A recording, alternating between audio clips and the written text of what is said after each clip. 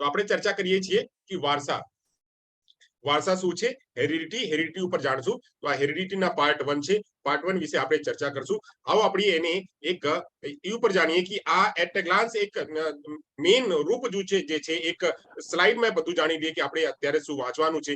તો એક ગ્લાન્સમાં એક વારસાને એક નજરમાં આપણે જોઈએ તો વારસા શું છે. તો આપણે પહેલા જાણશું કે વારસા અને પર્યાવરણ. વારસા અને પર્યાવરણ શું છે. અવાજ પ્લીઝ મ્યુટ કરીને રાખો જે કોઈ વચ્ચે બોલે.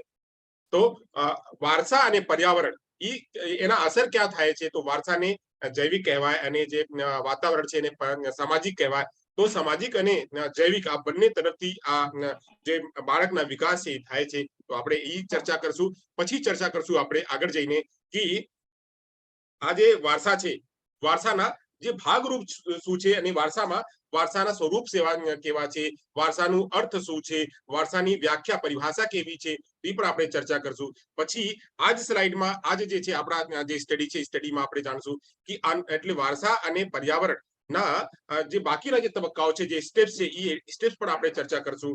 પછી આપણે ચર્ચા કરશું કે જે આ છે વારસામાં જે ઘણા બધા જે શબ્દો છે, સ્પર્મ છે, ઓવમ છે એટલે એગ છે, ઝાયગોટ છે, ક્રોમોઝોમ છે. આ સ્પર્મ, એગ, ઝાયગોટ અને ક્રોમોઝોમ્સ જે શબ્દો છે એનું અર્થ શું છે, એ ક્યાં ભાગ કેવી રીતે ભજવે છે તો એની પર ચર્ચા કરશું. પછી ચર્ચા કરશું આપણે કે છોકરા અને છોકરી કેવી રીતે બને છે, કેવી રીતે છોકરા થાય છે, કેવી રીતે છોકરી થાય છે અને શું એનું ભાગ હોય છે, કેટલા ગુણસૂત્રો હોય છે, કેટલા ક્રોમોઝોમ્સ હોય છે. આ આપણે ચર્ચા કરશું કે એક્સ વાય અને એક્સ ની ચર્ચા કરશું. 23 ગુણો હોય છે. પછી આમાં 22 ગુણો તો સમાન હોય છે. પછી એક ગુણ જે છે અલગ પડે છે એક્સ અને વાય. અને એક્સ અને વાય જયારે મળે છે તો એક્સ વાય જયારે એક સાથે મળે છે તો છોકરા હોય છે અને એક્સ એક્સ જયારે મળે છે તો છોકરી હોય છે. એની પણ આપણે ચર્ચા કરશું આગળ જઈને. પછી ચર્ચા કરશું કે આપણે જે આઈડેન્ટિકલ ટ્વિન્સ છે આ બાળકમાં એક સરખું જ બાળક અને એક સરખો બાળકી એટલે એક સરખો છોકરો અને એક સરખી છોકરી પણ થાય છે અને આઈડેન્ટિકલ ટ્વિન્સ કહેવામાં આવે છે. પછી એક છોકરા અને એક છોકરી બંને જોડવા હોય છે તો આ કેવી રીતે થાય છે, એ કેવી રીતે બને છે એની પણ ચર્ચા કરશું. પછી આપણે ચર્ચા કરશું કે વારસાના સિદ્ધાંતો કેટલા છે. તો વારસાના સિદ્ધાંતો અને વારસાના નિયમો આપણે આગળની સ્લાઇડમાં ચર્ચા કરશું. પણ અત્યારે એની પણ એક ગ્લાન્સમાં આપણે જોઈ લઈએ એટલું જે છે આપણા વારસામાં અધ્યયન કરવાનું છે.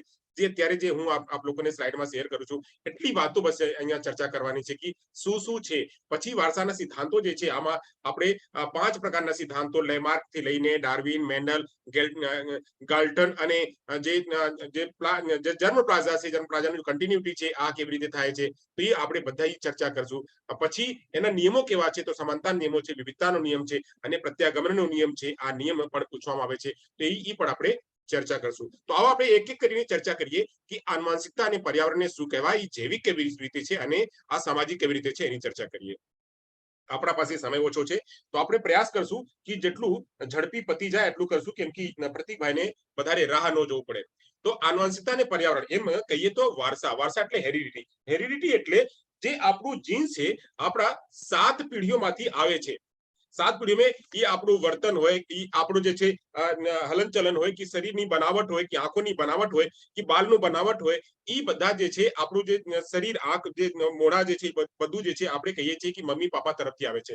એની પર ચર્ચા કરશું કે 50% જે છે માતા પિતાના લીધે આવે છે. એટલે માતા પિતાના જે ગુણો છે આ 50% બાળકમાં ટ્રાન્સફર થાય છે. પછી એના 1/4 ભાગ છે દાદા દાદી ના આવે છે. પછી આ દાદા દાદીના 1/4 ભાગ જે છે આ એના દાદા દાદી ના આવે છે. પછી એના દાદા દાદીના જે છે 1/4 ભાગ આવે છે. તો 1/4 કરીને પછી અડધો ભાગ જે છે આ માતા પિતાની લીધે આવે છે. આ એટલે કહીએ કે માનવ વિકાસ જે છે, જે હ્યુમન ડેવલપમેન્ટ છે, બાળકનો જે વિકાસ છે, બાળકના વિકાસ ઘણા બધા પરિબળો સાથે ના કારણે લીધે થાય છે કે બાળકમાં જે જૈવિક છે, બાળકના શરીર જે છે, શરીરની બનાવટ કેવી રીતે થશે. આપણે વાત કરીએ કે આપણે કોઈ પણ જાનવર હોય, ગાય હોય કે આપણે કૂતરો હોય કે બિલ્લીઓ હોય, બિલાડીઓ હોય, આ જે છે એની એક અલગ પ્રજાતિ છે. આપણે સિદ્ધાંતોમાં વાંચ્યા હતા કે આ એક યુનિકનેસ હોય છે અને આ એક નિશ્ચિત પરિમાણ હોય છે કે નિશ્ચિત પરિમાણથી જ એ બાળક બનશે. એવી રીતે હ્યુમનમાં પણ જ્યારે માનવ બનશે તો માનવમાં એક માથું હશે, 2 હાથ હશે, પગ હશે. તો એ બને છે જ્યારે એના ઉપર શું શું અસર કરે છે. તો પર્યાવરણ અને આનુવંશિકતા 2 પરિબળો છે. 2 પરિબળો આમાં મુખ્ય છે. તો 2 પરિબળોની ચર્ચા કરીએ તો એક છે જૈવિક. હવે જૈવિક કોની ચર્ચા કરી? જૈવિકમાં હું સાંજે સતત ચર્ચા કરું છું કે જૈવિકમાં જ્યારે આપણે બુદ્ધિ વિવેકમાં વાત કરીએ, સંજ્ઞાનમાં વાત કરીએ, તો સંજ્ઞાનમાં જૈવિકનું જે કામ કરે છે તો જીન પિયાજે વાત કરે છે. જીન પિયાજે સાથે સાથે નોમ ચોમ્સ્કી ભાષાની લીધે વાત કરે છે. પછી મેં અહીંયા જે વાત કરી કે ગ્રેગર જોન મેન્ડલ છે કે લેમાર્ક છે કે આ જે છે આપણા બાકી જે સિદ્ધાંતો છે, આ સિદ્ધાંતો એ લોકો પણ જૈવિકની વાત કરે છે કે બાળકમાં જૈવિકનેસ જે છે કેવી રીતે આવે છે, એ લોકો વાત કરે છે. પછી આ જૈવિક જે છે, જૈવિકમાં જે વધારામાં વધારા જે જવાબદારી છે આ માતા પિતાની હોય છે. આ માતા પિતાના જે ગુણો છે, માતા પિતાના જે બુદ્ધિ વિવેક છે, માતા પિતાની જે હાઈટ છે, આ જ હાઈટ બાળકમાં ટ્રાન્સફર થાય છે. એટલે આ જ ગુણ જે જીન્સ તરીકે ગુણ માતા પિતાથી બાળકમાં આવે છે. આ લીધે બાળક મોટો હોય છે, નાનો હોય છે, બુદ્ધિ વિવેકથી હોય છે. ટેમ્પર, એના જે ટેમ્પરામેન્ટ છે, ટેમ્પરામેન્ટ પણ ત્યાંથી ટ્રાન્સફર થાય છે. આ બધું જે છે માતા પિતાને લીધે આવે છે, તો એ કહેવાય ને જૈવિક કહેવાય. એવી રીતે વાત કરી, જૈવિક તો થઈ ગયા. હવે એક બીજા પર પરિબળ છે. આ બીજા પરિબળ શું છે? તો બીજા પરિબળ છે અહીંયા વાત કરીએ તો સામાજિક. મેં અહીંયા આપ લોકોને પૂછું છું કે સામાજિકની મેં વાત કરી હતી કે સામાજિકની એટલે વાત કરીએ તો વાતાવરણ. હવે વાતાવરણ કીધું હતું કે એક મનોવૈજ્ઞાનિક છે જેને કીધું કે એક મને એક એવા બાળક આપી દો, મને એક એવા બાળક આપી દો, હું આ બાળકને જેમ જેસું એટલે મારી જે ઈચ્છા રહેશે એ જ રીતે બાળકને બનાવી દેશું. આ જે વ્યક્તિ હતા કોણ હતા જેને એમ કીધું? વોટસન. કોઈ વોટસન. ડેબી વોટસન. બહુ સરસ, બહુ સરસ. વોટસન. હા, તો વોટસન સાહેબ હતા. અને એક પણ કહું કે ટેબ્યુલર રાસા, ટેબ્યુલર રાસા કોને કીધું એ પણ જણાવો મને આપ લોકો. કે એ કહે છે કે જે બાળકના જે મસ્તિષ્ક હોય છે એ કોરી સ્લેટ હોય છે, તો એનું નામ એને કીધું ટેબ્યુલર રાસા. ટેબ્યુલર રાસા કોને કીધું એ પણ મને વાત કરીને કહો, એ ગોતીને કહો, કાં તો કોઈને ખબર હોય તો કહો. પછી આપણે આગળ જઈએ. એમાં હું આગળ ચાલતા જાઉં છું, આપ લોકો ચેટ બોક્સમાં લખતા જજો કે આપ લોકોને ખ્યાલ હોય તો. એવી રીતે વાત કરીએ. કોઈ કઈ કહે છે? હેલો, નથી ખબર સાહેબ. ઓકે, નથી ખબર, ઠીક. તો એની પર ચર્ચા કરશું આપણે. તો આ હા શું છે? પ્લેસ્ટિસી નહીં, પ્લેટો નથી, બીજું છે. ચાલો, તો એ પણ ચર્ચા કરો. હા, આપણે ગોતો ત્યાર સુધી, ગોતીને કહો મને. આગળ જઈએ. એની ઉપર પણ એક વિસ્તારમાં ચર્ચા આપણે કરશું કે ક્યારે વોટસન કેવી રીતે કહે છે, ટેબ્યુલર રાસા કોણ કહે છે, અને પછી જે છે આ વુડવર્થ શું કહે છે. એની ચર્ચા આગળ જ્યારે પર્યાવરણની વાત કરશું ને આમાં વિસ્તારથી ચર્ચા કરશું. હવે સામાજિકની વાત કરીએ તો સામાજિકમાં સામાજિક એટલે પર્યાવરણ. બાળકને જેવી રીતે જેવા વાતાવરણમાં રાખશો, બાળકને જેવા સ્કૂલમાં રાખશો, બાળક કેવી રીતે બનશે. ધારો કે બાળકને સેગ્રીગેશન કરી દેશો, સ્પેશિયલ સ્કૂલમાં રાખી દેશો, તો બાળક બસ એના જ ગ્રુપના જે બાળકો રહેશે, એના જ ગ્રુપ સાથે એનું ટેન્ડન્સી બનશે. અને અત્યારે હું પણ માનું છું કે દિવ્યાંગ બાળકો મારા સાથે જયારે જોડાય છે ને, એ કહે છે બસ સાઇન કરો, સાઇન કરો, સાઇન કરો. તો સાઇન કરો તો ઠીક છે, સાઇન તો બરાબર છે. તારે જે છે સમાજની બાકી પણ વસ્તુઓને જાણવું જોઈએ. એ સાઇન એટલે કરે છે કે એના વાતાવરણ બસ એ જ થઈ ગયા છે. બાળકને બીજું જે છે બીજા ઉપર જતા નથી. તો જતા નથી એટલે એનું જે વિકાસ છે પાછા રહી જાય છે.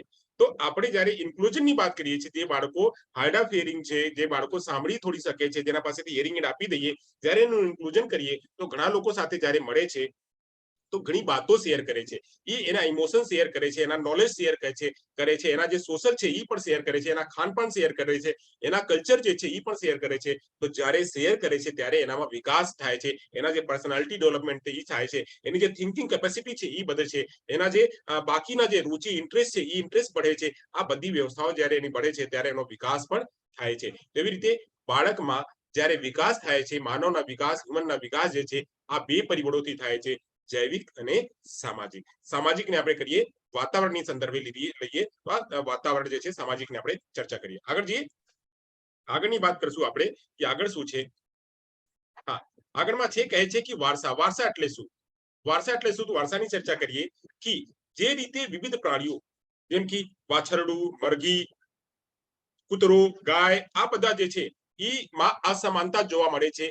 તેવી જ રીતે એક જ માતા પિતાનામાંથી જન્મેલા બાળકોમાં પણ ઘણી તફાવત જોવા મળે છે. જેમ એક આપણે આપણા કૂતરો હોય તો કૂતરો કોઈ એક કાળો હોય, તો કોઈ એક જે છે ચમકારો હોય, તો કોઈ એક અલગ અલગ કલરના હોય, તો કોઈની આ કાન એવા હોય, તો કોઈના કેવા હોય, તો અલગ અલગ. અને કૂતરાની પ્રજાતિ પણ જો કેટલી કૂતરાની પ્રજાતિ છે, કેટલી બિલાડીઓની પ્રજાતિ છે. આ જેવા આ કૂતરાની પ્રજાતિ છે, કૂતરાની જાતિમાં કેટલી પ્રજાતિ છે, એવી રીતે માનવના જાતિમાં કેટલી પ્રજાતિ છે. આપણે ઇન્ડિયામાં પણ જોઈએ તો જે આપણે જોઈએ કે જે ગુજરાતના લોકો છે, ગુજરાતના લોકો દેખાઈ જાય છે ગુજરાતના લોકોના કેવા હાવભાવ હોય અને ગુજરાતના લોકોના શરીરના સંરચના કેવી રહી હોય. એવી રીતે સાઉથમાં વહી જઈએ આપણે, સાઉથના જે લોકો છે, સાઉથના લોકો મોટા ભાગના જે છે એ લોકો જે છે સાવલા સાવલા હોય છે. તો સાવલા હોય છે તો ત્યાં એટલે એ લોકોના પ્રકૃતિ એવી છે, ત્યાં ધૂપના પ્રકાશના જે છે દરિયાના જે કિનારો છે એને લીધે ત્યાં એ લોકો જે છે એ લોકોના ફેસ જે છે થોડુંક કારો થઈ જાય છે. એવી રીતે વાત કરીએ જ્યારે હિમાચલ સુધીમાં જઈએ આપણે, જ્યારે પહાડી ઇલાકામાં જઈએ, જ્યાં બર્ફીલો ઇલાકો છે, ત્યાં એ લોકોના સ્કિન જે છે બહુ મોટી મોટી હોય છે. સ્કિન શા માટે મોટી હોય છે કે જે ત્યાંના વાતાવરણ છે એ જ રીતે કે વાતાવરણના પ્રોટેક્શન કરવા માટે એ લોકોની સ્કિન મોટી થઈ જાય છે. એવી રીતે વાત કરીએ કે જે બહુ જ ગોરા લોકો હોય છે એ બહુ જ ગોરા કેવી રીતે હોય છે, ત્યાં ધૂપના પ્રકાશ જે પડતો જ નથી, જે પ્રકાશ જે લાઇટ છે ધૂપ નથી પડતી. એવી રીતે મેદાની ઇલાકાના જે લોકો છે, મેદાની ઇલાકાના લોકો એવી રીતે હોય છે, દુબળા દુબળા એવી રીતે હોય છે. આ શું છે? ચાઇના જઈએ છે, જાપાન વયા જઈએ તો ચાઇના ને જાપાનના લોકો જોતા જ ખબર પડી જાય કે એ લોકો ચાઇનાના છે જાપાનના છે.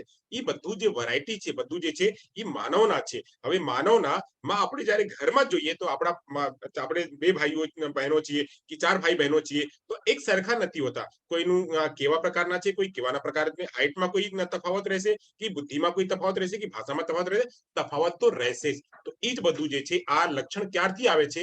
વારસાથી જ આવે છે.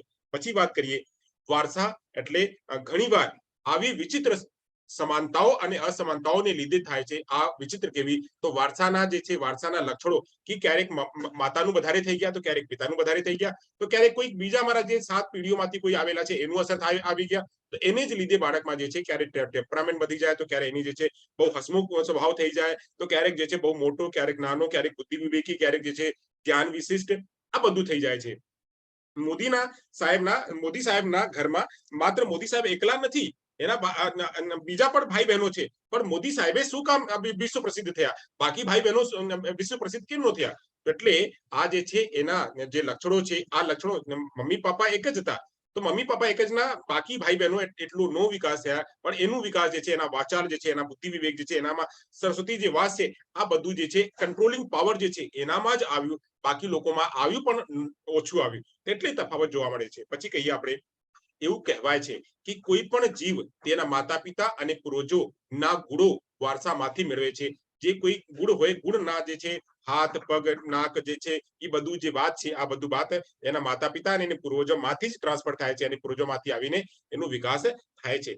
જે પ્રાણી છે, પ્રાણી એ નથી કે અમે હ્યુમન છીએ તો અમે જે છે એનિમલ બની જઈએ, તો એનિમલ નહીં બની શકશે. જે એનિમલ છે એ હ્યુમન નહીં બની શકશે, કેમ કે એનું વારસા છે અલગ છે, અમારી વારસા છે અલગ છે, અમારું જે જીન્સ છે અલગ છે, એનું જીન્સ જે છે અલગ છે. એવી રીતે જે છે આ જીન્સ અલગ બને છે.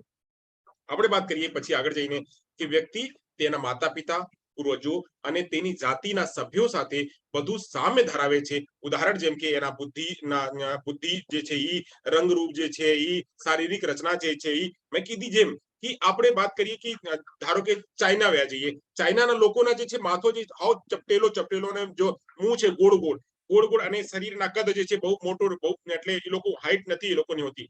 અને એ લોકોના એ તો હાઈટ આપણે જોઈ લીધા. પછી એ વાતાવરણમાં જે લોકોના બુદ્ધિ વિવેક હશે એ બુદ્ધિ વિવેક પણ એવા જ હશે. એવી રીતે આપણે વાત કરીએ કે આફ્રિકા વ્યા જઈએ તો આફ્રિકામાં લોકો જે છે કાળો કાળો હોય છે. ત્યાંના જે લોકોના જે બુદ્ધિના વિવેક જે છે એવરેજ હોય છે. આ જે છે આ વાતાવરણ છે, કલ્ચર છે, સંસ્કૃતિ છે, સાથે સાથે એના વારસાના પ્રભાવ આવે છે. હવે વારસાના પ્રભાવ, કલ્ચર, સંસ્કૃતિ આ જે છે બધા જે છે જોઈને આ ત્યાંથી જ આવે છે. હવે એ એક વારસા પણ એક દિવસમાં નથી બનતો. શું કામ? આપણે વાત કરીએ કે સાહેબ આપ લોકો પૂછશો કે સાહેબ આપ તો કહો છો કે આ અલગ અલગ હોય છે, તો અલગ અલગ કેવી રીતે હોય છે?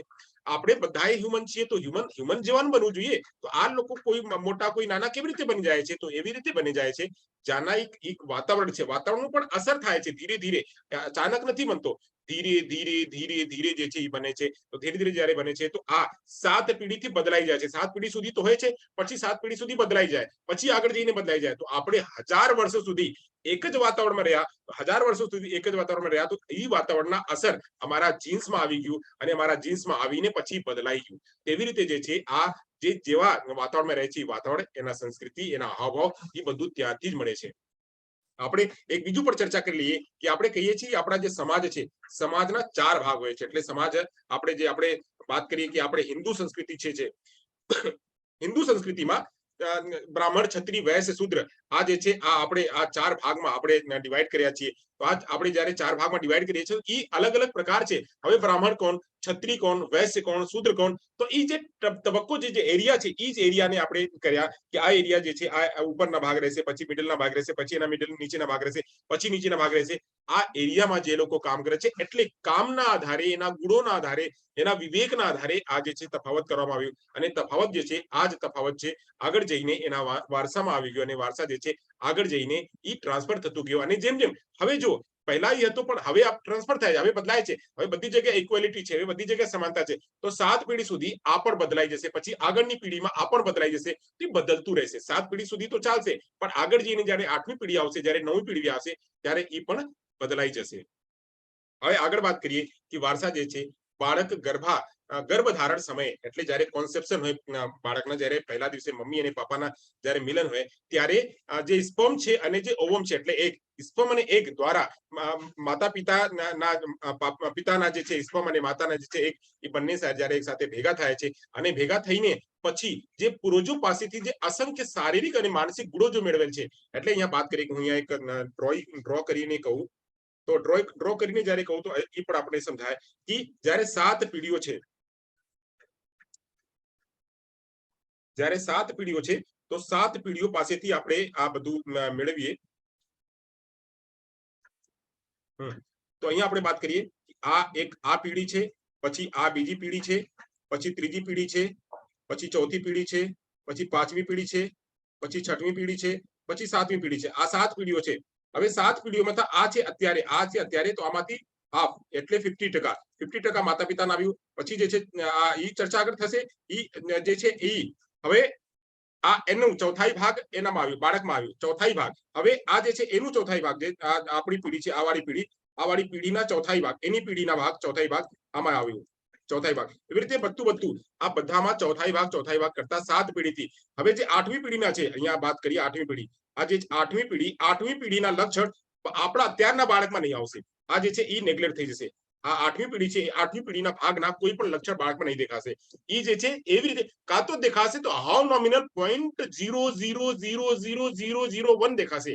એટલે એને નથી, એટલે નગण्य ગણવામાં આવે છે કે 7 પેઢીના પછી આપણે બહુ પહેલા પણ કીધા છે કે 7 પેઢી સુધી લક્ષણો બાળકમાં દેખાય છે. તો આ જે છે બદલાઈ જાય છે. હવે અહીંયાથી જે અડધો આવેલા છે મમ્મી પાપાના ગુણોના જે છે એ બાળકના આગળની 6 પેઢીઓ સુધી ચાલશે. એ જે છે વારસા જે છે આગળ ચાલતું જાય છે. તો વાત કરીએ અહીંયા, તો ગર્ભધારણમાં સ્પર્મ અને વીર એ એક સાથે જ્યારે મળે છે અને અસંખ્ય શારીરિક અને માનસિક ગુણો જ્યારે મેળવે છે, તો બાળકમાં જે વિકાસ થાય છે, તેમને આનુવંશિકતા અને વારસા કહેવાય છે. જ્યારે માતા અને પિતા, જો અહીંયા ચિત્રમાં પણ જોઈ શકો કે અહીંયા વારસામાં આ એક છે, આ સ્પર્મ છે, અને પછી આ કહીએ અને એક કહીએ, તો સ્પર્મ અને એક જ્યારે એક સાથે ભેગા થાય ત્યારે જે છે એ બાળકના જન્મ થાય. અને આ જન્મ સાથે માતા પિતાના જે ગુણો છે, અસંખ્ય ગુણો છે, અને પછી એના પૂર્વજોના જે અસંખ્ય ગુણો છે બાળકમાં ટ્રાન્સફર થઈને આ જે બાળકમાં વિકાસ થાય છે, બાળકમાં જે વૃદ્ધિ થાય છે, આ એને વારસા કહેવાય.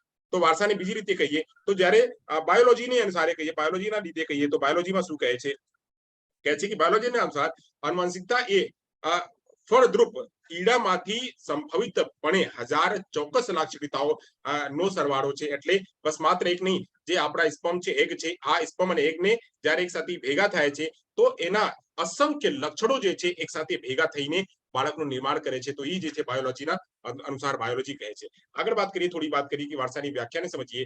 તો અહીંયા જે છે ડગલસ અને હોલેન્ડ જે કહે છે, એક પરિભાષા બતાવે છે. ડગલસ અને હોલેન્ડ કહે છે જીવતંત્ર જે છે, જીવ એટલે પ્રાણી જે છે. હવે પ્રાણી કેવી રીતે બને છે, પ્રાણીની જે સંરચના છે કેવી રીતે થાય છે, તો કહે છે કે જીવતંત્રમાં વારસા અને તમામ રચનાઓ જે છે એ રચનાઓ અને શારીરિક લાક્ષણિકતાઓ, કાર્યો અથવા ક્ષમતાઓ ના સમાવેશ થાય છે. કે જ્યારે બાળક જીવ જે છે એના વારસામાંથી જ વારસાના શારીરિક લક્ષણો, એની ક્ષમતાઓ અને એના જે રચનાઓ છે, આ બધું ત્યાંથી ટ્રાન્સફર થઈને બાળકમાં આવે છે. અને તે ઈ જે છે એ તેના માતા પિતાની પૂર્વજો અથવા જાતિઓ પાસેથી ઈ આવે છે. જે બાળકમાં જે કાંઈ રચના છે, બાળકમાં જે કાંઈ લાક્ષણિકતા છે, બાળકમાં જે કાંઈ ક્ષમતા છે, આ એના માતા પિતા, એના પૂર્વજો અને એના જાતિ જે છે, જાતિમાંથી ટ્રાન્સફર થાય છે. એ પરિભાષા જે છે ડગલસે કીધું. પછી આપણે વાત કરીએ તો રૂથ બેનેડિક્ટની વાત કરીએ, તો રૂથ બેનેડિક્ટ સાહેબ શું કહે છે અહીંયા, એ જે શું કહે છે કે આનુવંશિકતા એ માતા પિતા પાસેથી બાળકોમાં લાક્ષણિક ગુણધર્મોના પ્રસાર છે. એટલે જે માતા પિતા છે અને જે એના જે બાકીના પૂર્વજો છે એના જે ગુણધર્મો છે, ગુણધર્મો બાળકમાં જ્યારે ટ્રાન્સફર થાય છે અને બાળકમાં ટ્રાન્સફર થઈને એ જ લક્ષણો બાળકમાં જ્યારે દેખાય, ગુણધર્મો જે ક્રોમોસોમ છે, આ જે જીન્સ છે, જ્યારે એ બાળકમાં દેખાય, આ જીન્સ દેખાય છે એને જ આનુવંશિકતા કહેવામાં આવે. પછી વાત કરીએ બીએન ઝા, આપણે ઇન્ડિયન જે છે એને શું કીધું? સાહેબ કહે છે કે આનુવંશિકતા એ વ્યક્તિની જન્મજાત લાક્ષણિકતાઓનો સરવાળો છે. જ્યારે બાળક જન્મ લે અને એનામાં જે પરિવર્તનો દેખાય, આ પરિવર્તનો જે છે એ એના આનુવંશિકતા છે, કે આનુવંશિકતામાંથી જ એને લઈને આવ્યું. આ બધું જે છે એને કહેવાય વારસા. હવે આગળની વાત કરીએ, થોડી ચર્ચા કરીએ કે જીવનની શરૂઆત કેવી રીતે થાય છે. તો જીવનની શરૂઆત કેવી રીતે થાય છે એની ઉપર ચર્ચા કરીએ. તો આપણે કોન્સેપ્શન થી આપણે જ્યારે શરૂઆત કરીએ, કોન્સેપ્શન એને પહેલા દિવસના એને ભાગ કહીએ કોન્સેપ્શન. તો કોન્સેપ્શનના સમયે, પહેલા દિવસના સમયે તો સ્પર્મ અને ઓવમ આ બંને જે છે મળે છે, જ્યારે એક સાથે ભેગા થાય છે તો એક ઝાયગોટ નામનું એક સંયુક્ત કોષનું નિર્માણ થાય છે. એટલે માતા અને પિતાના જે સ્પર્મ છે અને માતાના જે એગ છે, એગને ઓવમ પણ કહીએ, એગ જે છે જ્યારે એક સાથે ભેગા થાય છે ત્યારે એક નવો જે છે એક નવો અંડનું નિર્માણ હોય છે, એને ઝાયગોટ કહેવામાં આવે છે. અને ઝાયગોટ જે છે આ બંનેના સંયુક્ત કોષ હોય છે. આમાંથી બાળકનું અસ્તિત્વ પ્રકાશમાં આવે છે અને બાળક જે છે દેખાવા માંડે છે. મેં ચર્ચા કરી હતી પહેલા કે કેવી રીતે આ પ્રીનેટલમાં કેવી રીતે બને છે. મેં કીધું કે આ બાળક જ્યારે પહેલા દિવસથી હોય છે, પછી 14 દિવસ જે છે આ માતાના ગર્ભમાં ફ્લોટિંગ કરે છે. ફ્લોટિંગ કરીને એક દિવસ જઈને માતાના ગર્ભથી ઝિલ્લીમાંથી જઈને એ ચોંટી જાય છે. પછી ત્યાંથી માતાના જે રક્ત છે, રક્તથી ભોજન લે છે. આ જે પ્રક્રિયા છે, આ 14 દિવસની પ્રક્રિયા જે છે, આ જ્યારે મળે છે ત્યારે જ્યારે માતાના જે ગર્ભ ઝિલ્લી છે ત્યાં જઈને મળે છે, ત્યારથી પ્રક્રિયા જે છે આગળની એની ચાલુ થાય છે. તો આ જે છે એને ઝાયગોટ કહેવામાં આવે. પછી કહે છે ઝાયગોટ જે છે સંયુક્ત કોષ જે છે, ઝાયગોટની ચર્ચા કરે છે કે ઝાયગોટ છે ઈ જે ઈડા પ્રવાહી એટલે સાયટોપ્લાઝમ થી બનેલો હોય છે. એટલે આમાં જે છે આ સાયટોપ્લાઝમ હોય છે, આ સાયટોપ્લાઝમ થી બનેલ છે. અને પછી ઈ આગળ જઈને મોટો થતી જઈને બાળકના રૂપ લે છે. પછી બાળકના રૂપમાં સૌથી પહેલા બાળકના મસ્તિષ્કના વિકાસ થાય છે, પછી જે એનું ધડના વિકાસ થાય છે, સૌથી છેલ્લે જે છે એનું પગનું વિકાસ થાય છે. તો આ વિકાસ જે છે આ સાયટોપ્લાઝમમાં રહીને વિકાસ થાય છે. હવે કહે છે કે એક જે સાયટોપ્લાઝમ છે, સાયટોપ્લાઝમમાં એક ન્યુક્લિયસ હોય છે. હવે આ ન્યુક્લિયસના અંદર જે ન્યુક્લિયસ છે, આ ન્યુક્લિયસની અંદર જેનો અંદર ગુણસૂત્રો ક્રોમોસોમ્સ હોય છે. કહે છે કે આ જે ન્યુક્લિયસ સાયટોપ્લાઝમ છે, સાયટોપ્લાઝમના અંદર એક ન્યુક્લિયસ હોય છે અને ન્યુક્લિયસના અંદર ઘણા બધા અને ગુણસૂત્રો ક્રોમોસોમ્સ પણ એક નથી, ઘણા ક્રોમોસોમ્સ હોય છે. એની અંદર ક્રોમોસોમ્સ હોય છે. હવે ક્રોમોસોમ્સ શું? તો ક્રોમોસોમ્સની ચર્ચા કરીએ. આ ગુણસૂત્રો, રંગસૂત્રો, આ જે ક્રોમોસોમ્સ છે, આ ક્રોમોસોમ્સની ચર્ચા કરે છે કે ક્રોમોસોમ્સ હંમેશા જોડીમાં જ જોવા મળે છે. જે ક્રોમોસોમ્સ છે જોડીમાં મળે છે, એટલે બેની એક જોડી રહેશે, એક XY તો 23 જોડી બનીને ઈ મળે છે. તો જે છે આ 23 જોડીથી બને છે. પછી કહે છે કે ઝાયગોટના રંગસૂત્રો 23 જોડી હોય છે. જે ઝાયગોટમાં જે રંગસૂત્રો હોય છે 23 જોડીમાં હોય છે, જેમાંથી અડધા માતાના એટલે 23 જે છે માતાના અને અડધા જે 23 છે પિતાના, કુલ મળીને 23 જોડી જ્યારે હોય તો 23 જે છે 23 જોડી જ્યારે વાત કરીએ તો એક 23 અને એક 23 બંને 23 થઈ ગયા. તો 23 માતાના અને 23 પિતાના આ બંને મળીને બાળકના ઝાયગોટના નિર્માણ કરે છે અને પછી બાળકના નિર્માણ થાય છે. હવે આ જે 23 છે, આ 23 ને કેવી રીતે ચર્ચા કરીએ? તો 23માં જે 22 જોડી છે માતાના હોય છે. 23માં જે 22 જોડી છે, 22 જોડી માતાના હોય છે. 22 જોડી માતાના, પછી જે છે 22 જોડી પિતાના હોય છે. તો 22 જોડી માતાના અને 22 જોડી પિતાના હોય છે. પરંતુ આ જે છે 23મી જોડી, એટલે 22 તો થઈ ગયા, પછી 23મી જોડી જો હોય છે આ X અને XY હોય છે. જે 23મી જોડી હોય છે, 23મી જોડીમાં X અને XY હોય છે. જ્યારે X અને Y મળીને X અને Y જ્યારે મળી જાય છે ત્યારે બાળકનું નિર્માણ હોય છે. એ છે જે X અને XY છે આ નક્કી કરે છે કે છોકરા થશે કે છોકરી થશે. તો આપણે અહીંયા વાત કર્યા કે સૌથી પહેલા જે છે સ્પર્મ છે, સ્પર્મ અને એગના જ્યારે એક સાથે મિલન થાય છે ત્યારે ઝાયગોટનું નિર્માણ થાય છે. અને ઝાયગોટમાં જે છે ન્યુક્લિયસ હોય છે, સાયટોપ્લાઝમ હોય છે. અને સાયટોપ્લાઝમમાં જે છે આ ક્રોમોસોમ્સ હોય છે, ઘણા બધા ક્રોમોસોમ્સ હોય છે. અને આ એક ક્રોમોસોમ્સ જે છે આ ક્રોમોસોમ્સ જે છે 23 જોડીથી બને છે. તે 23 જોડી ક્રોમોસોમ્સથી બને છે. અને આ ક્રોમોસોમ્સમાં 23 જોડીમાં શું હોય છે? તો 23 જોડી માતાના, 23 જોડી પિતાના. જ્યારે 23 જોડીની વાત કરીએ તો 22 જોડી તો સમાન હોય છે. માતા પિતાના એક જ સરખું હોય છે કે XX અને XY, માતામાં પણ XX અને પિતામાં પણ XX. એટલે XX પિતાના, XX માતાના. હવે બંને XX થઈ ગયા. પછી જે છે એક અલગ બને છે, એકમાં હોય છે XX અને એકમાં હોય છે XY. તો આ જ્યારે એક સાથે ભેગા થાય છે XX અને XY, જ્યારે X સાથે જોડાય છે ત્યારે બાળકનું નિર્માણ થાય છે, અને જ્યારે X સાથે તો બાળકીની વિકાસ થાય છે, અને જ્યારે X અને Y નું જ્યારે મિલન થાય છે તો બાળકનો વિકાસ થાય છે. હવે અહીંયા આપણે થોડીક ચર્ચા કરી લઈએ, વાત કરી લઈએ. તો અહીંયા મારા પાસે ટાઈમ લગભગ પૂરો થાય છે, તો હું અહીંયા પ્રશ્નો લઈ લઉં છું, પછી એની ચર્ચા આગળ કરશું, કેમ કે પ્રતિકભાઈ આવી ગયા છે. પ્રતિકભાઈ, આપ જોડાઈ ગયા છો? જી સંતોષભાઈ. Good morning Pratikbhai. તો મિત્રો, અહીંયા આપણે જે સેશન છે સેશન અહીંયા પૂરું કરીએ, કેમ કે હજી આમાં ઘણું આપણે વિચારવાનું છે. આ જે સેશન છે સેશન અગત્યનું છે, પણ આપણે પ્રતિકભાઈ અહીંયા રાહ જોઈએ છે. તો આપણે વારસાની હું ઝડપી અહીંયા કરી લઉં કે શું શું છે. વારસાના જોડીઓ વાત કરીએ તો આઇડેન્ટિકલ ટ્વિન્સ છે એની ચર્ચા આપણે કરવાની છે. પછી ફ્રેટર્નલ ટ્વિન્સ છે એની ચર્ચા કરવાની છે. પછી સાથે સાથે વારસાના જોડીઓમાં શું હોય છે, આ ફ્રેટર્નલ ટ્વિન્સ અને આ જે આઇડેન્ટિકલ ટ્વિન્સ કેવી રીતના હોય છે, તો એની આપણે વિસ્તારમાં ચર્ચા કરવાની છે. આઇડેન્ટિકલ ટ્વિન્સ કેવી રીતના હોય છે, કેવી રીતે બને છે, એ પણ ચર્ચા કરવાની છે. પછી ફ્રેટર્નલ ટ્વિન્સ કેવી રીતના હોય છે, એના કેવી રીતે બને છે એની પણ ચર્ચા કરવાની છે.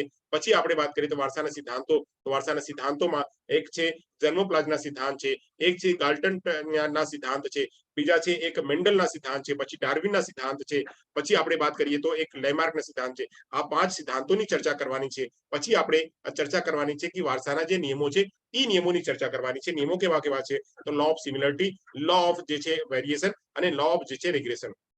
ચાલો, અહીંયા સુધી આપણે ચર્ચા આગળ કરી લઈશું. એટલું આપણે જાણવાનું છે. એની વિસ્તારમાં આપણે કાલ ચર્ચા કરશું. થોડું પ્રશ્નો લઈ લઈએ ને પ્રશ્નો કાલે બીજા પ્રશ્નો લઈશું. આજે પણ આ પ્રશ્નો આપ લોકો ચર્ચા આપો. ચલો, તો પ્રશ્ન છે અહીંયા પહેલો પ્રશ્ન, એટલે આપ લોકોના સ્ક્રીન ઉપર છે પ્રશ્ન. આપ લોકો જોઈને જવાબ આપો. એટલીસ્ટ મેં એટલું તો કહી દીધી છે જેટલા આપ લોકો પ્રશ્ન ના જવાબ આપી શકો એટલા મેં સમજાવી દીધી છે. ચાલો, પહેલો પ્રશ્ન છે, આ જવાબ આપો બધાએ. કહે છે કે નીચેનામાંથી કયો વારસાનો સિદ્ધાંત છે? વારસાનો કયો સિદ્ધાંત છે એ બતાવવાનું છે. તો કહેશો આપ લોકો કે હા સર, આવાજ ડબલ આવે છે, એવું છે મારી ત્યાંથી. 3 કહે છે કે નીચેનામાંથી કયો વારસાનો સિદ્ધાંત છે? તો વારસાનો સિદ્ધાંત બધા છે, 3 જ નથી, બધા છે. મેન્ડલનો પણ સિદ્ધાંત છે, લેમાર્કનો સિદ્ધાંત છે, ડાર્વિનનો સિદ્ધાંત છે, બધા છે, બધા જ છે. અહીંયા મેં પહેલા જ કીધી 5 સિદ્ધાંતો મેં જણાવ્યું. 5 સિદ્ધાંતોમાંથી મેન્ડલનો સિદ્ધાંત છે, લેમાર્કનો સિદ્ધાંત છે, ડાર્વિનનો સિદ્ધાંત છે, અને જે જર્મોપ્લાઝમા છે એ પણ સિદ્ધાંત છે. તેવી રીતે કુલ 5 સિદ્ધાંતો છે. તો અહીંયા બધા આવશે. રાઈટ આન્સર છે બધા. ચાલો આગળ જઈએ, બીજા પ્રશ્ન લઈએ. બીજા પ્રશ્ન પર ચર્ચા કરીએ. તો બીજા પ્રશ્ન છે, અહીંયા કહે છે કે વારસાનો મૂળ વાહક શું? કેવી રીતે વારસા આવે છે? તો વારસાનો મૂળ વાહક શું? તો સ્પર્મ છે, જીન્સ છે, ઓવમ છે, એટલે જે એગ છે કે ક્રોમોસોમ છે. બાળકમાં જે શરૂથી મમ્મી પાપાથી જ્યારે આવે છે તો એ જીન્સ તરફથી આવે છે. શું આવે છે? જીન્સ હોય છે. રાઈટ આન્સર અહીંયા આવશે જીન્સ.